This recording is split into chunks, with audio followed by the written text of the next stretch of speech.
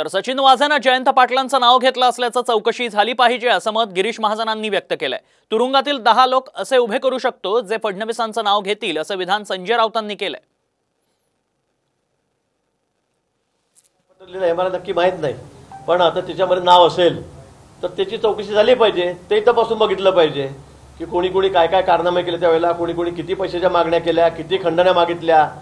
आणि मला असं वाटतं की या संदर्भामध्ये फक्त स्वतःला कसं वाचवता येईल, स्वतःचे आरोप आता सिद्ध होताना बघताना आता यांना यातना होत आहेत आणि म्हणून फक्त देवेंद्रजींवर बेछूट आरोप करायचे, वाटेल तसं बोलायचं। मुंबईचे पोलीस आयुक्त त्यावेळेचे या सगळ्या खटल्यातले मुख्य आरोपी त्यांना मोकळं सोडण्यात आलं, कारण त्यांनी अनिल देशमुखांवरती आरोप करून हळवळलं।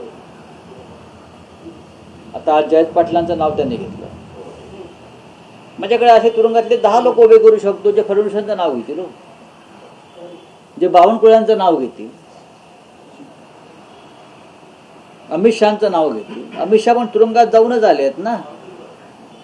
भारतीय जनता पक्षानं असे संत महात्मे गोळा केले।